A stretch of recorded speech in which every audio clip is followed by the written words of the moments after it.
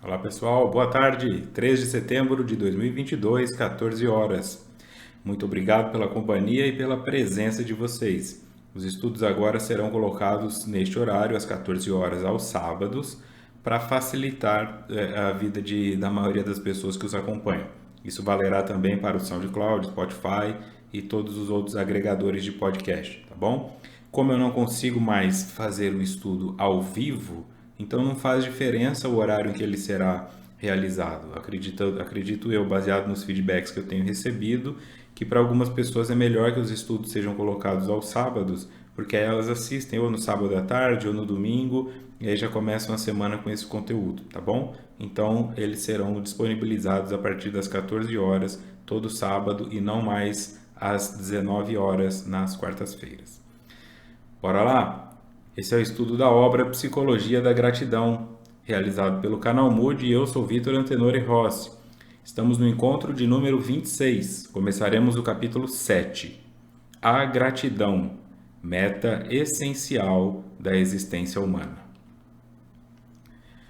Visitado pelos transtornos emocionais de qualquer etiologia, ansiedade, anorexia, bulimia, distimia, medo, solidão, depressão, dentre outros, o indivíduo debate-se em aflições íntimas, sem a capacidade mental lúcida para discernir a melhor maneira de conduzir-se.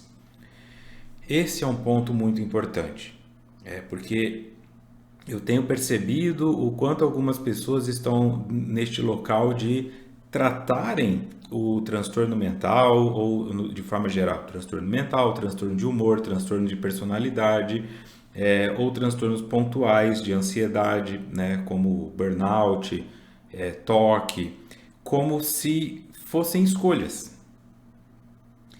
E essa ideia de que eles são escolhas e essa ideia de que eles são tratáveis rapidamente ou até mesmo tratáveis é uma ilusão. Alguns transtornos são crônicos. Crônico significa não tem cura. E eu sei que o ego fica nos colocando neste local querendo dizer assim, mas o meu vai ter. Eu vou conseguir.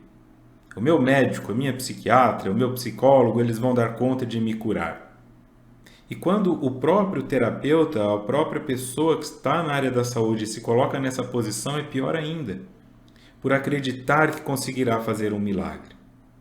E não é sobre duvidar das possibilidades de transformação, mas é sobre aceitar que algumas são paliativas ou profiláticas, né? Eu posso fazer coisas que reduzam os danos que o meu transtorno me causa, mas eu não posso curá-lo. Conforme você vai envelhecendo, amadurecendo, fazendo terapia, buscando autoconhecimento, construindo outras coisas, você começa a entender os sinais dos teus transtornos, das tuas questões, dos teus problemas. Olha, quando normalmente acontece isso é porque eu vou deprimir. Quando eu não consigo dormir 2 noites seguidas é porque eu vou ter um ataque de pânico. E aí você vai aprendendo a gerenciar identificar quais são os gatilhos e gerenciar uma atuação em cima deles. Esses pontos que Joana coloca, vejam: ansiedade, anorexia, bulimia, distimia, medo, solidão, depressão, dentre outros, nos levam a este sofrimento, porque nós ficamos nos debatendo em aflições íntimas sem capacidade mental lúcida para discernir a melhor maneira de nos conduzirmos. E aí é onde corre o risco de se colocar na mão de outras pessoas. Deixar que a tua esposa te conduza, que o teu psiquiatra te conduza, que o teu xamã, que o teu guru, que o dirigente espírita, que o pastor. Ninguém pode te tirar deste local em definitivo, dependendo do que é. Anorexia dá para curar, bulimia dá para curar, distimia pode ser que não. Medo depende de quanto você está disposto a fazer enfrentamento. Solidão, claro. Depressão, em alguns casos, não. Tá? No sentido de os sintomas podem ser curados da depressão, mas a pessoa terá outros episódios. Depois de certo número de episódios depressivos que o indivíduo teve na vida, ele terá uma repetição e isso pode chegar a 100% de certeza de que ele voltará a ter em algum momento. Pode levar 1 ano, 2 anos, 3 anos. porque já se estabeleceu como crônico. Ok? Ok. Voltando para a parte prática, então. O que que isso significa? Significa que eu não posso me cobrar dar um resultado que o meu transtorno me impede de dar. E eu não posso cobrar do outro que ele dê esse resultado também. Eu fico me sentindo culpado por ter depressão. Eu fico me sentindo culpado por ter ansiedade. Não é nesse sentido. Culpado por ser dependente química. É doloroso, mas é por isso que se chama transtorno. Porque se você conseguisse levar a tua vida tranquilamente, não é transtorno. Transtorno é o que te impede de levar uma vida saudável, uma vida equilibrada. É o que faz você ter que parar de se concentrar naquilo que você gostaria de fazer para ter que lidar com uma outra questão. Por isso é um transtorno. Eu vou ficar falando, isso é frescura. De novo, lá vem ela com esse papo depressivo. É claro que ela vai ter um papo depressivo, ela está deprimida. Ela vai fingir que ela não está porque você não aguenta mais? Esse é o primeiro passo aqui. Destruir esta percepção de que nós temos que fingir que não trazemos transtornos mentais ou de humor e de que nós temos que fingir que o outro poderia sair daquilo se quisesse com um simples passo. Não é tão simples. É possível em vários aspectos, outros é possível gerenciar apenas os sintomas e diminuir os danos, reduzir os danos que eles causam, mas eu preciso ter a humildade de saber o que é cada um. A depressão que atinge a Maria não é a depressão que atinge a Sônia. Eu preciso respeitar a individualidade do ser que está passando por esse quadro. O self lúcido, sofrendo o impositivo da sombra, aturde-se e o ego enfermo predomina, criando dificuldades para a recuperação da saúde emocional. Graças ao desenvolvimento psicológico, o impositivo da disciplina moral e o cultivo dos hábitos saudáveis proporcionam a vitória sobre os transtornos emocionais, evitando que se instale a depressão com toda a carga de prejuízos que proporciona. E entra essa parte subjetiva. O que é vitória? A vitória para uma pessoa com bipolaridade é, durante o estado maníaco, não gastar todo o limite do cartão de crédito. Mas dizer que ela não sentirá em nunca mais na vida uma compulsão por compras é uma mentira. Porque é isso que determina uma parte do transtorno. É tornar-se consciente disso. Que quando se instalar o aspecto depressivo do transtorno bipolar ou do próprio depressivo, se eu consigo pelo menos caminhar 15 minutos no meu bairro, é melhor do que ficar o dia inteiro na cama. Eu não consigo correr 1 hora, mas eu consigo talvez caminhar 15 minutos. É mais sobre a ideia de compreender o que eu faço para enfrentar. Então isso é uma vitória. E é uma luta que gera uma nova luta, que gera comorbidades. O indivíduo tem o transtorno bipolar, aí no estado depressivo engorda, ou emagrece muito, mas engorda porque começa a comer mais, não consegue sair de casa, aí se olha no espelho, não gosta do que vê, ou porque emagreceu muito, ou porque engordou muito, e aí fica triste por isso, e a tristeza é um elemento que não ajuda no processo depressivo, ela o piora. E eu vou tendo essa bola de neve. Então eu gasto muito quando eu estou no estado maníaco, faço um monte de amizade, durmo pouco, porque eu estou ansioso. Aí a hora que eu olho a conta do cartão de crédito que eu estourei, um monte de compromisso que eu assumi e as coisas que eu fiz e não deveria ter feito, como é que eu vou pagar esse cartão? Aí eu fico mais ansioso, já estava no estado de mania, eu fico mais ansioso, energia demais que eu não tenho de onde tirar, colapso, deprimo. Eu não tenho de onde ficar tirando energia infinitamente. Eu não posso me conectar a uma tomada para sempre. Chega uma hora que a mente não aguenta e aí eu vou para a depressão. Esse ciclo de coisas que vão levando a outras coisas. Eu preciso compreender que não é só uma pessoa que vomita depois de comer porque não quer engordar. É a lesão que isso vai causar na garganta dela por causa do ácido toda hora saindo. É a vergonha que ela sente de ter que ir ao banheiro no restaurante com medo de que os outros saibam que ela foi vomitar. E isso pode levar a uma sensação de agorafobia, tenho medo de estar em público, sensação de pânico, bloqueio de sair de casa porque sabe que terá que vomitar, Só vai em determinados restaurantes porque sabe que o banheiro é fechado. Isso é um transtorno. Enfiar o dedo na goela e vomitar, beleza. Mas o que vem com isso tudo é a parte do sofrimento psíquico. Nós vamos então compreendendo o que está te afetando neste momento da sua vida, talvez nem seja mais o seu transtorno, mas a comorbidade. Mórbido é aquilo que é doentio, co é aquilo que vem junto. Então, uma doença cria uma nova doença ou uma nova situação. Esta situação é chamada comorbidade, porque se não fosse pela doença inicial, ela não existiria. Tá claro? Então, a esofagite de quem tem o refluxo. Se não fosse o refluxo, não existiria esofagite. A esofagite não é o problema. E nem o refluxo. Porque o refluxo é um sintoma de uma outra coisa. Então, nós vamos ficando tão apegados a novos sintomas que não fazemos mais a redução fenomenológica. O fenômeno é o sintoma. Eu vou reduzindo. Peraí. Por que eu estou com enxaqueca? Veio depois que eu tive filhos? Por que eu tive filhos? Porque eu achava que eu tinha que ter, porque senão eu não ia ser uma mulher que deu conta, como a minha mãe deu. Mas por que eu coloquei? Aí vai descobrir que lá na infância a mãe falava, um dia você vai ser filha, um dia você vai me dar netos, e eu vou ficar muito feliz quando você me dá netos. E ela, por amor à mãe, deu netos para a mãe, mas foi isso que ela fez. Ela deu netos para a mãe, porque ela não queria filhos para ela. E agora, psicologicamente, ela não consegue lidar com isso, porque no inconsciente tem um conflito. Ela ama os filhos, ela cuida dos filhos, ela não quer levar os filhos para adoção, mas internamente, quando ela assiste um filme, por exemplo, de uma mulher viajando por aí ou sem compromisso, ela chora e ela não sabe por quê. É porque ela não queria ter assumido o compromisso, ela fez o compromisso por amor a um desejo que era da mãe, de ter netos.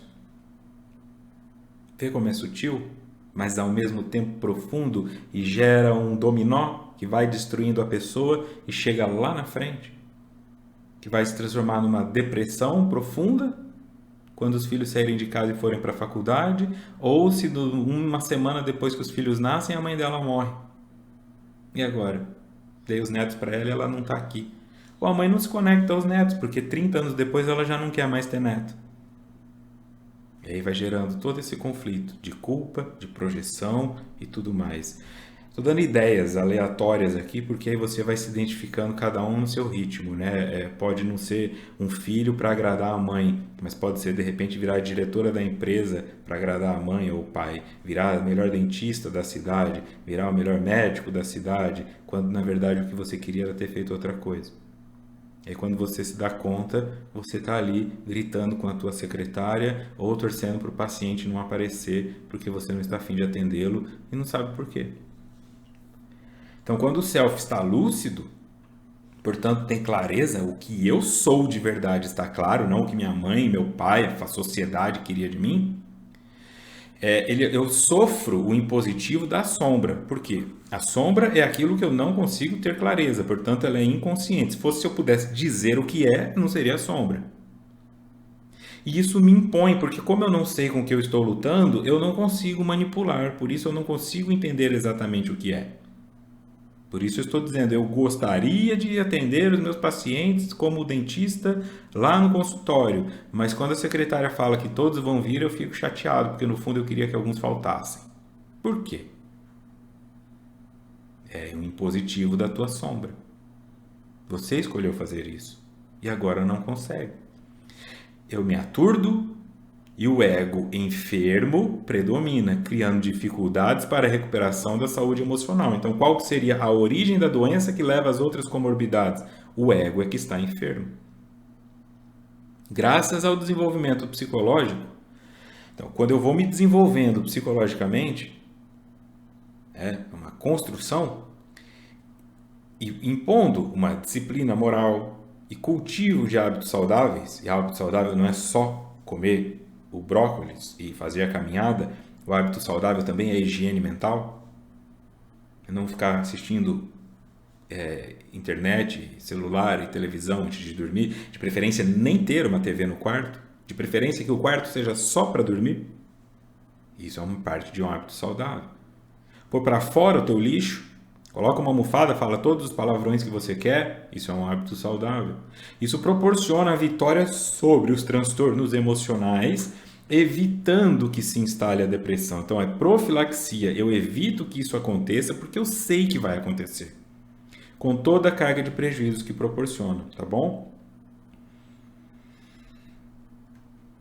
Mas o que que você faz com essa informação? Depende. Se você acabou de vir de um relacionamento abusivo, onde você abandonou todos os teus amigos para ficar com aquela mulher, a próxima que você se apaixonar, ela vai te parecer perfeita. Mas lembre-se, da última vez eu abandonei todos os meus amigos, no fim foi abusivo e eu acabei solitário, e aí, por medo de ficar sozinho eu continuei com ela e não terminei. E o que era para ter terminado em março foi terminar em dezembro. Já aprendeu isso sobre você? Então, da próxima vez que você se apaixonar, por mais que você queira quinta-noite ir até a casa dela, pega o teu carro e vai na casa de um amigo. Fica pensando nela, mas vá na casa de um amigo. E explique para ele: eu não queria estar aqui, eu queria estar lá. Mas da outra vez eu abandonei vocês e me fez falta. Então agora eu estou pedindo ajuda. Me aceite aqui mesmo eu querendo estar lá. E se ele for teu amigo, ele vai te entender. E você pode falar dela a noite inteira com ele e pode mandar uma mensagem para ela de vez em quando, mas compreenda onde você sofreu e não sofra de novo. Não fique achando que a outra é que era tóxica. Você foi tóxico para si ao fechar todas as portas com o mundo externo e ficar num relacionamento simbiótico com uma única pessoa. Ela poderia ter sido maravilhosa ou tóxica, não importa. Porque mesmo o remédio em dose alta vira veneno. Mesmo a pessoa perfeita em dose alta, em algum momento vai se tornar ou parecer tóxica. Então é necessário que nós tenhamos um espaço de balizamento, de diálise com outras coisas, que não sejam apenas as nossas escolhas principais, mas secundárias que também nos curam. Nesse embate exitoso, o sentimento de gratidão exterioriza-se como significativas emoções de reconhecimento que facultam experiências psicológicas de plenitude. Equivocadamente, se pensa em gratidão quando somente sucedem as ocorrências felizes, quando são recebidos benefícios de qualquer tipo, dando lugar à retribuição como maneira ética do bom proceder. Isso é algo que Joana fala em quase todos os estudos, em todos os capítulos, né? Porque não é ela quem está falando aqui. Não agradeça só quando as coisas dão certo. Equivocadamente se pensa em gratidão quando somente sucedem as ocorrências felizes. Isto que eu acabei de falar de um amigo é o exemplo disso. Quando você for capaz de procurar o seu amigo no momento em que o teu relacionamento estiver bom, aí você terá compreendido isso. Está ótimo. Nós estamos desde quinta-feira aqui no quarto, tudo lindo, maravilhoso, romântico. Então fala, vai para tua casa, eu vou para minha, vamos sair hoje à noite, assiste uma série que você quer, ou a gente sai com outras pessoas e sabe, é difícil e eu entendo que é frustrante, mas é justamente isso. Principalmente porque é muito provável que a outra pessoa tenta te convencer a não fazer isso. Por que que eu vou sair da cama com o novo amor da minha vida para ficar com um amigo de 15 anos que vai falar só das mesmas coisas? Exatamente por isso. Por compreender que uma amizade de 15 anos passou por muita coisa. E que esse relacionamento de agora, para chegar a 15 anos, também terá que passar. E por mais gostoso que esteja quimicamente falando, não é bom ter todos os ovos numa única cesta. Isso é ditado popular. E ditado popular é sabedoria que já foi provada. Não bata de frente com ditados populares.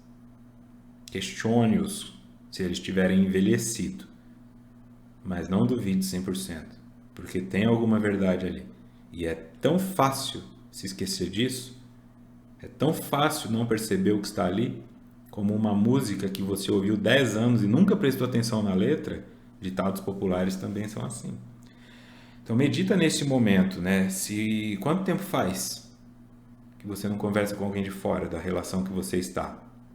Quanto tempo faz que você não conversa com alguém de fora do seu ambiente de trabalho?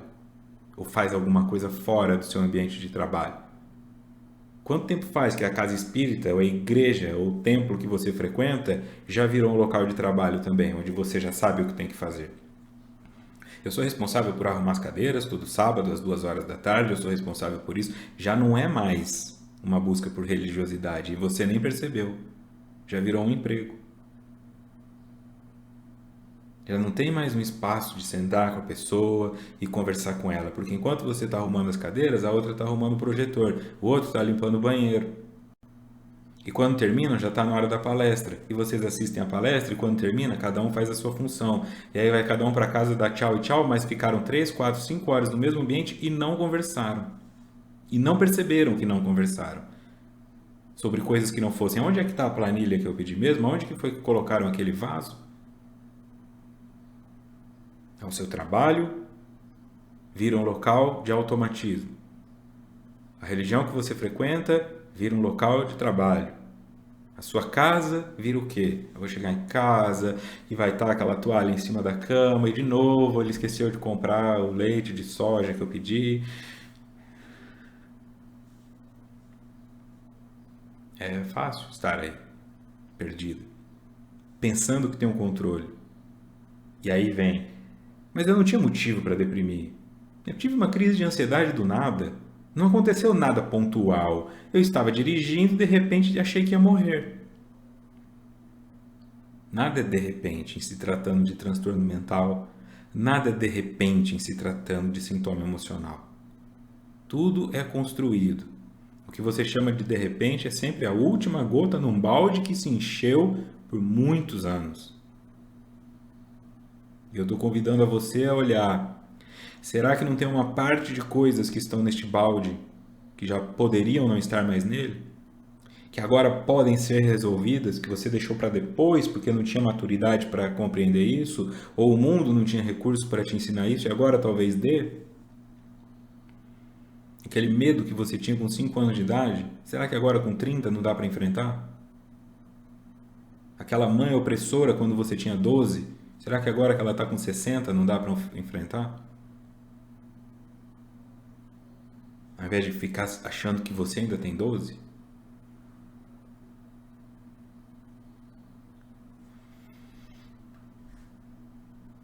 Embate exitoso. Nesse embate exitoso, o sentimento de gratidão exterioriza-se como significativas emoções de reconhecimento que facultam experiências psicológicas de plenitude. Então, o confronto, o embate, você vai ter que olhar isso de frente. Você vai ter que encarar alguma coisa. Quando isso tiver acontecido, você terá essa sensação de gratidão. Então, na prática, isso significa eu enfrentei a vontade de ficar no quarto com o novo amor da minha vida e fui lá encontrar com um amigo. E fui lá para minha casa ficar um pouco sozinho. E deixei a pessoa também um pouco sozinha, para ir aprendendo a lidar que ela não é minha, que não é minha posse, que nós não nascemos juntos, que ela tem o espaço dela. Lá na frente, se der errado, você sofrerá muito menos do que da outra vez, porque seus amigos não foram abandonados. Se continuar dando certo, vocês terão crescido com um espaço aerado, sabe? Que nem o soufflé. Uns espaços aerados, tem um espaço para passar o oxigênio ali dentro. Então essa relação tende a durar muito mais tempo. E em não funcionando, os dois não desmoronam por completo, porque não se fundiram. Se conectaram, mas não se fundiram. E isso é muito importante. A gratidão real e nobre vai além da retribuição gentil, afável e benéfica, manifestando-se também nas situações desagradáveis, de dor, reafirmamos, de sombra, de enfrentamentos agressivos. Diante das mais graves tragédias, sempre se encontram razões para as manifestações gratulatórias. Então aqui é Joana insistindo, eu preciso aprender a ser grato pelos momentos difíceis e nos momentos difíceis. Se não puder ser no momento difícil, que seja retroativo, mas que você compreenda que aquilo te ensinou algo. A gratidão real, segundo ela, e nobre, vai além da retribuição gentil, já trabalhamos isso lá no começo, afável e benéfica. E não é só sobre dar para o outro algo em troca porque ele me deu algo. Mas ela manifesta-se também nas situações desagradáveis de dor. Também de sombra, de enfrentamentos agressivos. E não é só a sua dor. É muito difícil saber qual que é o limite. O que seria melhor para você que ama seus filhos e está aí com 63 anos de idade? Vai acontecer de você desencarnar. Nos próximos 6 meses não tem como. Você irá morrer. Tá? Aparecer um câncer agressivo no seu corpo e você irá morrer. Você prefere 6 meses na cama, em tratamento, tentando conversar com as pessoas, tentando se reconectar com a tua fé e naquele sentimento de esperança de que um milagre vai acontecer? Ou você preferiria uma morte súbita enquanto está dormindo? E aí acorda no mundo espiritual sem a dor da quimioterapia, tratamento, de ver todo mundo chorando, mas sem ter podido falar tchau. Ali, fisicamente. Esse é um caminho. O que seria melhor? O que eu escolheria? Então, se você pensa, minha mãe está na UTI e eu estou com medo de perdê-la, ela não está entubada, mas existe um risco porque ela infartou. É ruim que ela esteja na UTI, mas você já agradeceu por ela estar lá, porque o infarto poderia ter sido fulminante. Então, parece pouca coisa, mas essas 24, 48 horas que você tem para olhar para a pessoa uma última vez, sabendo que ela pode morrer a qualquer momento, é uma bênção. É uma bênção. Porque algumas pessoas não chegam neste local, né? Então, seja por isso ou por aquilo, talvez eu já tenha citado isso em outros estudos, mas neste provavelmente não. Um indivíduo que trabalha na cidade onde eu estava, que saiu para trabalhar, deu um beijo na esposa dele e ela estava lavando o quintal com aquelas pressurizadores de água e ele foi trabalhar como ele ia todo dia e ela lavava o quintal uma vez por semana ali com o pressurizador de água. Nesse dia ele volta do trabalho e ela está caída lá no quintal porque uma parte do fio estava desencapada e quando o quintal foi se enchendo de água, eletrocutou a mulher dele e ela morreu. Ele estava ali há 6, 7 horas, morta. Foi isso que ele encontrou quando chegou em casa. Zero chance de dizer algo. Infinitos pensamentos dizendo, se eu tivesse colocado uma fita isolante, então eu sabia que estava, ou eu não sabia. Por que eu quis comprar o mais barato? Como é que eu não vi que o cachorro mordeu? Eu não sei o que passou na cabeça do indivíduo. Mas eu sei que se naquele momento ele soubesse que existia um risco dela ser eletrocutada, antes de ir embora, talvez ele tivesse dado 2 beijos, ou uma palavra a mais, ou qualquer outra coisa. Então, a dor do outro também, de você que está aí de acompanhante de alguém. Você que está aí acompanhando uma pessoa que está se perdendo por Alzheimer, por Parkinson. É doloroso, porque você quer que a sua mãe reconheça você, mas ela não te reconhece mais. Só que pensando por o espírito, olha o alívio que é estar nessa posição. Sabendo que se eu desenvolver Alzheimer, eu posso estar sozinho. E mesmo que o meu cérebro não consiga mais interpretar o que eu estou querendo dizer, e mesmo que eu não consiga mais me lembrar das pessoas, porque o meu cérebro se bloqueou, o meu espírito não. Então, quando isso tudo terminar, se eu tiver alguém que eu olhe e fale, essa pessoa por 10 anos deu banho em mim enquanto eu dava tapa nela falando que ela estava me sequestrando, eu não vou ter como pagar isso. A gratidão que eu vou ter por essa pessoa vai preenchê-la de tal forma que vai modificar a vida dela por muito tempo. Vai modificar o ser dela. Você tem a oportunidade agora de enfrentar essa dor e de estar ao lado de alguém que você ama. E de estar viva para cuidar da sua mãe, do seu pai, se você gosta deles. Porque você também poderia não estar mais aí. Poderia estar vendo isso tudo do mundo espiritual. Minha mãe está envelhecendo, está com Alzheimer e eu morri aos 30. E agora? Quem vai cuidar dela? Então, esse local que Joana coloca, ele é muito mais do que dizer assim, obrigado, Senhor, pela lesão no músculo para me mostrar que eu estava exagerando no CrossFit. É uma profundidade gigantesca se você tiver olhos de ver. Estou mostrando 2 ou 3 fotos aqui. Mas ao invés de reclamar que está na UTI, agradeça pelas 24 horas a mais. Ao invés de sofrer pela quimioterapia, agradeça pelo tempo, mesmo que seja terminal. Porque o fulminante é que dói. O fulminante é que dói.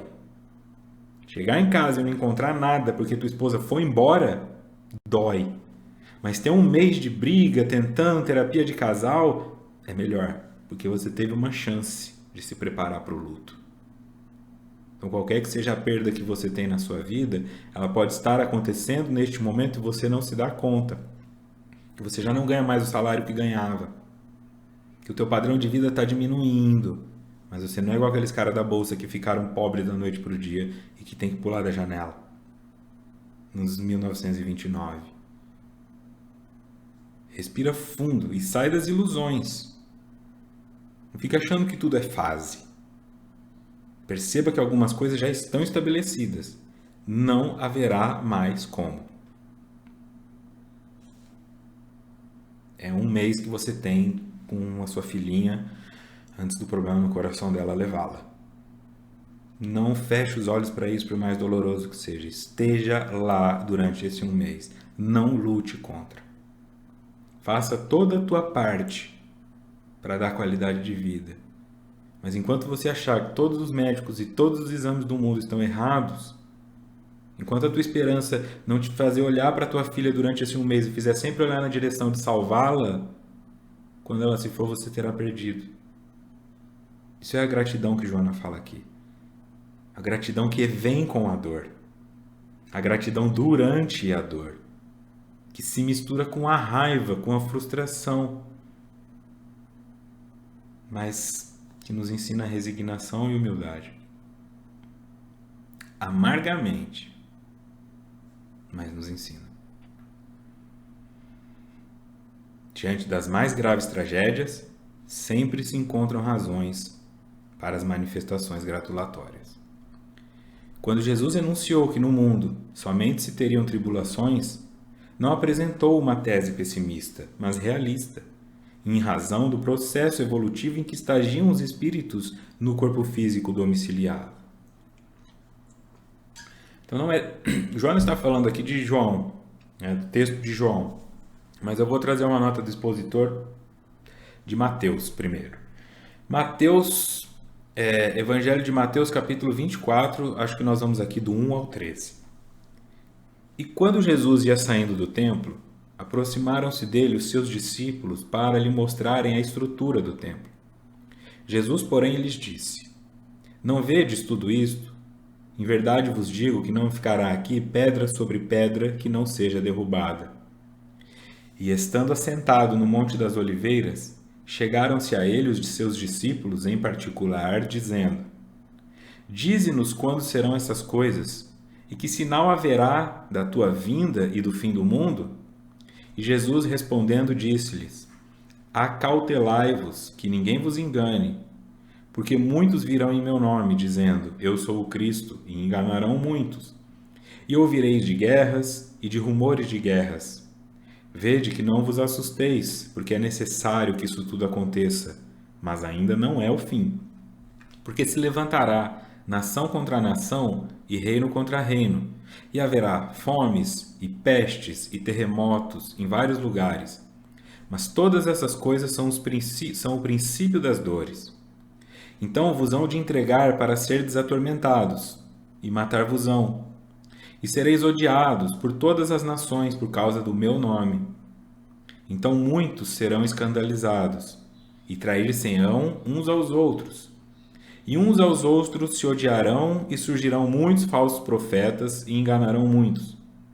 E por se multiplicar a iniquidade, o amor de muitos esfriará.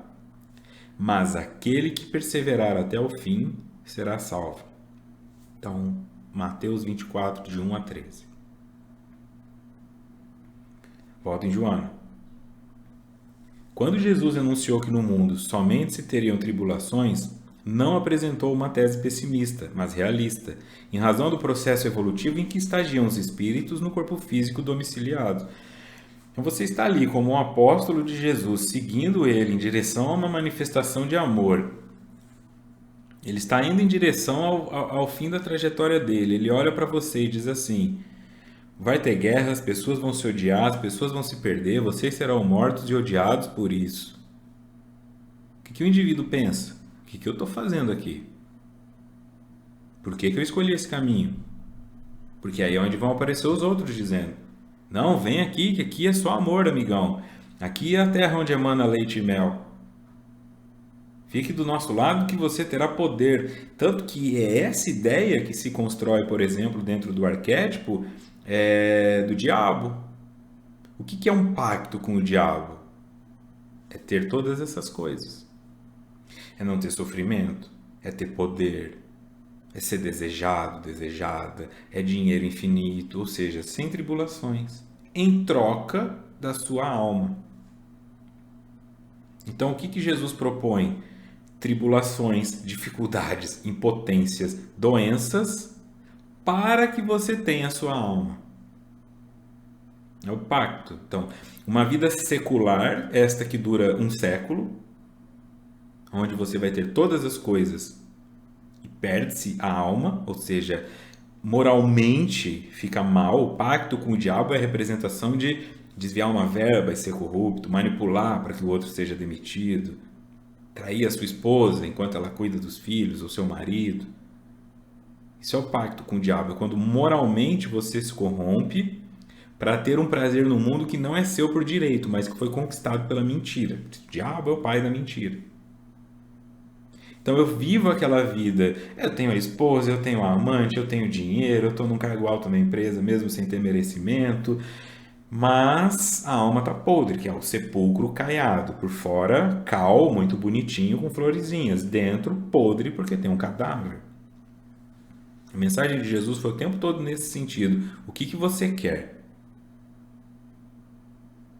Prazer rápido ou prazer verdadeiro? Às custas de uma lentidão que o ego não tolera. O pacto com Jesus é o oposto. Larga tudo, abre mão de tudo para ter tudo. Mas é uma escolha, né? Lógico, em nível simbólico. A ideia da propensão no momento em que vier a chance de você fazer algo moralmente corrupto para ter um benefício imediato, faça o certo. Faça o honesto. Não é se anular também. Eu tenho direito disso, eu vou abrir mão. Não, se você tem direito, pega. Dá a César o que é de César. Jesus em nenhum momento pregou voto de pobreza. Ele dormia na casa dos outros, ele jantava na casa dos outros, ele não ficava morando na rua vivendo de esmola. Jesus pregou justiça. Se é teu por direito, toma. Se é do outro, dá. Não, eu não mereço nada. Não, imagina esse elogio, não quero nada, não quero nada, não quero nada. Isso é uma ilusão. Poxa, não é injusto usufruir daquilo que você conquistou, percebe? É um direito seu. Quando isso fica claro, vai ficar mais fácil. Porque você não vai sentir culpa pelos teus sucessos. Você vai compreender. Os movimentos que eu fiz foram honestos? Foram justos? Foram moralmente aprováveis? Então acabou. Mas quando você fica com medo de receber, distribuindo tudo que te chega, como é que você cresce? Isso é falsa humildade. É falsa humildade. Você pode abrir mão de um valor, né?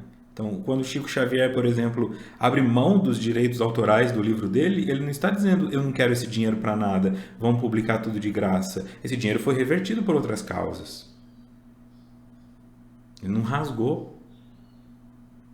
Direcionou isso para algo fora dele. Mas ele continuava sendo dele, fica claro. Ele que sentava ali e psicografava. Ele que aceitava a psicografia. Ele que aceitava 400 e poucos livros psicografados. Era dele. Ele aceitava as pessoas virem na direção dele de ônibus, atravessando o país ou até de outros lugares do mundo, só para segurar a mão dele. Ele não dizia, não vou receber ninguém, não. Manda esse povo embora daqui, eles estão tudo loucos, eu não tenho nada para dar. Ele ficava lá até 4 da manhã, virava dia, percebe? Ele aceitava o que ele tinha. Ele reconhecia o que ele tinha. Ele se colocava na posição de dar para o outro aquilo que o outro veio buscar. mas não deixava que tirassem dele o que era dele. E isso é importante, não confundir humildade com pobreza. Quando falavam para o Chico, olha, para de ficar recebendo gente depois da meia-noite, porque senão isso vai te enlouquecer. Ele falava, não, eu vou receber mesmo assim. Era ele não deixando que tirassem dele o que era dele. Era ele lutando pelo território. Isso é importante. Não se perder. Ok? Então Jesus estava sendo realista porque ele sabia, bom, que tipo de gente está aqui. Tá? Então se você entrar numa quinta série, você vai, eu vou começar a dar aula na quinta série, mas eu sei que os meus alunos vão ter todo aquele comportamento de gravata, como se fossem estudantes de Harvard. Desculpa, pode ser Harvard, pode ser onde for, mas na quinta série vai ter aviãozinho de papel, vai ter risada por causa de gases, vai ter risada por causa de cacofonias, vai ter bullying, vai ter isso tudo, porque não tem como não ter com 10 anos de idade. Não tem como. Então você já sabe que vai ter aquilo. Você sabe, você não pode chegar na quinta série e falar assim, pessoal, o filhote da galinha é o pinto. Vai ter risada? Porque tem gente de 40 anos rindo agora. É a ideia de Jesus. Ele olhava e falava, quem está aqui? Que população é essa? O povo está brigando comigo, que eu não estou fazendo nada, está querendo me crucificar, vão me matar, porque eu estou propondo uma ideia. Calcula quando os caras quiserem brigar para petróleo, ouro, diamante. Né? Então, assim, aí nós temos essa ideia que eu coloquei aqui de Mateus, quando Jesus fala isso para os seus apóstolos, deixando eles preparados que seria difícil, mas que aquele que perseverar até o fim será salvo. Aquele que conseguir, no meio disso tudo, continuar encontrando motivos para ser grato será salvo. Porque por que você persevera? Porque existe esperança. Porque você consegue ver algo de bom. Quando você não vê mais nada de bom, você não persevera. É simples assim. Então, se multiplicar a iniquidade, o amor de muitos esfriará. E é onde algumas pessoas estão assim, dane-se, eu cansei, desacreditei da humanidade. Continuando em Joana, complementando o ensinamento, ele aduziu, mas tem de bom ânimo, eu venci o mundo. João 16:33. Demonstrando que o êxito é natural e inevitável se houver o empenho e a dedicação para consegui-lo. Desse modo, em vez do receio e da rebeldia ante tais insucessos, a bênção da gratidão, porque a dor somente se expressa como investimento da vida em favor da plenitude do ser. Volta, nota do expositor. Evangelho de João, capítulo 16, tá? 20 e 21. Na verdade vos digo, que vós chorareis e vos lamentareis, e o mundo se alegrará. E vós estareis tristes, mas a vossa tristeza se converterá em alegria. A mulher, quando está para dar à luz, sente tristeza, porque é chegada a sua hora. Mas depois de ter dado à luz a criança, já não se lembra da aflição, pelo prazer de haver nascido um homem no mundo. Tá? E isso é importante, tá? Não se esqueçam, porque algumas pessoas falam isso e não percebem. Dar à luz é com crase, tá? É dar à luz. É pegar uma criança e dar ela à luz. Não é dar a luz para ela. Tá? Isso significa você está trazendo um ser de dentro de uma sombra que é você para a luz. Você está dando. E o que essa luz vai mostrar é determinado pelo que está nesse ser também. Primeira coisa que você vai ver, olha, tem a orelha parecida com a do pai, o olho é igual ao da mãe, mas não se esqueça que lá no fundo tem um ser que não tem nada a ver geneticamente com vocês, que é o espírito. Que pode ser grandioso ou que pode trazer grandes perturbações. Mas se chegou até você, é porque você dá conta. Seja de guiá-lo num caminho de fazer esse bem que ele veio fazer, ou de reparar esse mal que ele veio reparar. Mas é importante ter consciência disso. Não é culpa sua. Você não pode ser responsável por tudo. Algumas coisas já vêm com ele. A maioria já vem com ele ou com ela. E o seu papel é tentar identificar e oferecer o melhor recurso possível se é isso que você precisa. E, no meio do caminho, amar. Brincar, se divertir, criar uma relação de amizade. Porque nem tudo também é só missão ou punição. Tem coisa que é só, chegou o cara da família que estava lá, reencarnou, oi filhão, oi filhona, vamos brincar, e vai ser mediano. A maioria de nós somos medianos, nós viemos aqui para reparar um negócio ou outro. Né? Nem tudo precisa ser heróico, demoníaco. Então, não sofra também muito além do necessário. De preferência, nem um pouco além do necessário, porque já é o suficiente. Tá? Então, Jesus disse: vocês vão chorar, mas depois vocês vão sorrir. Continuando em João: eis que chega a hora, e já se aproxima, em que vós sereis dispersos, cada um para a sua parte, e me deixareis só. Mas não estou só, porque o Pai está comigo. Tenho-vos dito isto, para que em mim tenhais paz. No mundo tereis aflições, mas tende bom ânimo. Eu venci o mundo. Então essa é a frase que Joana colocou aqui, ó. Quando ele completa o ensinamento dizendo que tem de bom ânimo porque venceu o mundo, ele antes diz: vocês terão aflições. Demonstrando que o êxito é natural e inevitável se houver o empenho e dedicação para consegui-lo. E quando ele diz: vocês acham que eu estarei só, mas eu não estou só, eu estou com o Pai, ele está dizendo: a percepção de vocês não enxerga o todo, nem com relação a mim, nem com relação a nada. Neste momento você pode estar achando que é responsável pela doença do teu filho, que é responsável pelo suicídio da tua esposa. Mas calma, tem agentes ocultos que você não percebe. Tem coisas além disso tudo. Que às vezes você pensa: eu não fui capaz de impedir a minha esposa de se matar aos 32, mas na verdade você deu a ela 7 anos a mais, porque sem você ela teria se matado aos 25. Te conhecer deu uma nova chance, mas ela já tinha isso dentro dela, uma depressão profunda, um histórico familiar. Ela ia cometer o suicídio em algum momento. Ela não conseguiu lutar contra isso. Mas ao ficar com você, ela aguentou mais 7 anos. Isso é grandioso. 7 anos numa cadeia é muito tempo. 7 anos de salário sem trabalhar é muita grana. Então 7 anos a mais, numa vida que já teria se perdido, é muita coisa. Então medita no todo, sempre com a humildade de entender: nós não conseguimos enxergar a figura toda, completa, o tempo todo. Nós podemos ter lapsos, epifanias, insights, mas constantemente enxergar tudo? Não. Isso é só para quem já chegou na iluminação plena. Isso é só para os ditos espíritos superiores, anjos, budas. Desse modo, em vez do receio e da rebeldia ante tais insucessos, a bênção da gratidão. Ao invés de ficar reclamando e tentando entender por que eu estou sofrendo, a bênção da gratidão, como eu disse, é uma bênção. Porque a dor somente se expressa como investimento da vida em favor da plenitude do ser. Então é a vida investindo em você, acreditando que você dará conta de lidar com essa dor para te tornar um ser mais pleno. Te fazendo crescer numa situação natural, não para te punir, mas porque aconteceu. Voltando em Joana: nenhuma conquista ocorre sem o contributo do esforço, da temperança, da constância, do sacrifício.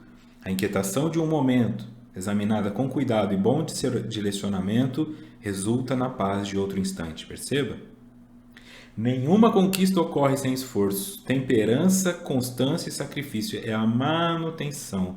Não é 100 metros rasos. Não é nem maratona. É uma caminhada para sempre. Quer dar um sprint de 100 metros e depois ficar ofegante 10 minutos? Pode dar. Mas não é melhor caminhar? Tartaruga e lebre? Não é melhor ser a tartaruga? Vai chegar do mesmo jeito? Porque a pressa. Mantenha o ritmo. Quando vierem os obstáculos você para, quando vier a descida você dá uma corridinha, mas tudo natural, sem forçar, sem pressa. Só porque a geografia te favoreceu. A inquietação de um momento, ou seja, Isso que agora não faz sentido. Quando eu vejo o todo, examinada com cuidado e bom direcionamento, resulta na paz de outro instante. Então, agora você não está enxergando o todo. Por isso eu disse, aquele medo dos 5 anos, aos 30, talvez você consiga resolver. Provavelmente conseguirá. A briga que você teve com teu filho aos 11 anos, agora que ele está com 45, provavelmente dá para conversar de novo. Nesses aspectos, agora você cresceu, agora você enxerga mais. Então tenta olhar para aquela coisa e perceber o que você não percebeu. E isso pode ser a chave para resolver questões que estão abertas na sua vida, te fazendo sofrer. E o Evangelho de Jesus é uma sinfonia de gratidão, entoada em todas as fases do seu ministério. Quando ele anunciou que nos trazia boas novas de alegria, propôs-nos a felicidade, e esta de imediato adorna-se de gratidão. O desenvolvimento emocional alarga os horizontes mentais do ser humano, contribuindo para a sua autorrealização. Desenvolvimento emocional alarga os horizontes mentais do ser humano, contribuindo para a sua autorrealização, que foi o tema do estudo anterior. Horizonte, aquilo que eu vejo adiante. Alargar pode ser para cima ou para os lados. Por que alargaria em altitude? Porque eu estou vendo de cima. Se você olhar para o portão do seu vizinho, você vai ver o portão do seu vizinho. Se você subir no seu telhado, você vai ver dentro do portão do seu vizinho. E se você usar um drone, você vai ver totalmente dentro da casa do seu vizinho. Porque você foi mais alto, teu horizonte se alargou. Então essa sensação de desesperança que você tem agora de pensar não vai dar certo, é isso mesmo, acabou, é porque você está olhando de um local inferior. Joana convida a desenvolver-se emocionalmente para que você aumente o seu tamanho moral e emocional e consiga ver um passo a mais, 10 passos a mais, 1 quilômetro a mais, porque isso te mostra que aquele espinheiro termina. Mas tem que haver um esforço da sua parte. E segundo ela, o Evangelho de Jesus é uma sinfonia de gratidão, entoada em todas as fases do seu ministério. Para quem tem olhos de ver, então, segundo Joana, Jesus está ensinando sobre gratidão o tempo todo, inclusive no subliminar. Porque ele nunca se revolta, nunca fica rebelde, ele sempre encontra uma maneira de contornar, e se não for possível contornar, ele se resigna e segue apesar disso. Quando ele anunciou que nos trazia boas novas de alegria, propôs a felicidade, e esta, de imediato, adorna-se de gratidão. Nesse estágio, experienciam-se as conquistas íntimas relevantes: autoconsciência, tranquilidade, espírito de solidariedade, bem-estar e amor pleno. Atingida essa faixa vibratória, pode-se viver no mundo sem as mesquinhezes do ego e suas deploráveis imposições. Ciúme, insegurança, competição, medo e seus sequazes. Seriam seguidores, né? O que vem junto com isso. Olha os pontos que ela coloca. Pontos de eu superior: autoconsciência, tranquilidade, espírito de solidariedade, bem-estar e amor pleno. Em qual estágio? Nesse estágio, quando eu experimento essas conquistas íntimas relevantes, após alcançar essa autorrealização em razão do alargamento do meu horizonte, consequência do meu desenvolvimento psicológico. Autoconsciência. Eu sou consciente de mim, portanto, não tenho sombra ou tenho pouquíssima sombra se comparado ao que eu era. Quando eu não tenho isso, eu sou autoinconsciente, ou seja, eu estou na sombra. Eu me movimento sem saber porquê. Eu só vou indo. Tranquilidade. Não tem como ser ansioso, ansiosa e tranquilo. Então, a tranquilidade também é uma ausência de ansiedade, uma ausência de inquietação. Por quê? Porque se eu sei que lá no horizonte, depois do espinheiro, tem uma praia e eu gosto de praia, por que eu vou sofrer? Eu sofro quando eu não sei. Cada passo que eu dou é um espinho novo. Isso não vai acabar nunca, isso não vai acabar nunca. Chega uma hora que eu falo, eu vou sentar aqui e vou morrer. Eu desisto. Ou eu vou voltar. Mas aí faltava 10 passos para acabar, porque está numa neblina densa. Levanta a cabeça, acima das árvores, acima da neblina. Cresça até este nível. E aí a tranquilidade será uma consequência. Então o que ela está trazendo são consequências. Isso não se consegue com remédio. É uma consequência da mudança psicológica. Espírito de solidariedade, claro, porque eu estou mais tranquilo, eu sei aonde estão as coisas, eu consigo conduzir as pessoas melhor também. Eu não estou na luta de, dá licença, primeiro eu. É bem-estar e amor pleno, porque são consequências. Atingida essa faixa vibratória, pode-se viver no mundo sem o que? Aí é o eu inferior, o ego. Ciúme, insegurança, competição, medo e tudo aquilo que nós já sabemos. Que é onde a maioria está hoje. Em alguma dessas coisas. Ciúme, insegurança, competição, tudo farinha do mesmo saco. Tudo vem de um sentimento de será que eu sou o suficiente? Qual que é o meu real tamanho? Será que eu dou conta? E o outro? Será que ele gosta de mim? Será que está me enganando? E projeção de sombra? Porque o meu pai traiu minha mãe? Porque eu não sei quem traiu não sei quem? Então eu também vou ser traído? Mas eu sou feia? Mas eu engordei? Eu emagreci? Mas quem vai me querer com esse nariz? Nossa! Quanta coisa! Quanta coisa! Se você se define pelo teu nariz, se você quer arrancar o teu nariz, então ninguém vai gostar do teu nariz. Na tua cabeça ninguém vai gostar. Se alguém disser que nariz bonito, ai, tá com dó de mim. Se alguém olhar e não falar nada, tá vendo? Achou feio o meu nariz. Você não é o teu nariz. Mas essa é a determinação aqui. Como é que você vai conseguir se enxergar como um todo se você está preso no nariz? Meu nariz, eu não consigo parar de olhar meu nariz. Então, até você descobrir que tem uma testa, que tem um olho, vai levar tempo. Depois, até você descobrir que você é gentil, que a tua energia é boa, que você é uma pessoa agradável, vai levar mais ainda. Essa é a distância que você está de entender o teu valor. Essa é a limitação do teu horizonte. Literalmente a ponta do nariz. Com a boca, a orelha, é muito mais do que isso. É o valor que você leva para uma relação. É o que você é como pessoa, como ser no mundo. Seja como namorado, namorada, mãe, cidadão, cidadã. Esse é aí onde está o teu valor. Aí se você está com 150 quilos acima do peso, e daí? E daí? Nesse clima, o mal dos maus não faz nenhum mal, porque se lhe percebe o primarismo, a inferioridade, entendendo-o, desculpando-o e contribuindo para a sua erradicação. A postura inevitável em circunstância desse porte não pode ser outra senão a da gratidão.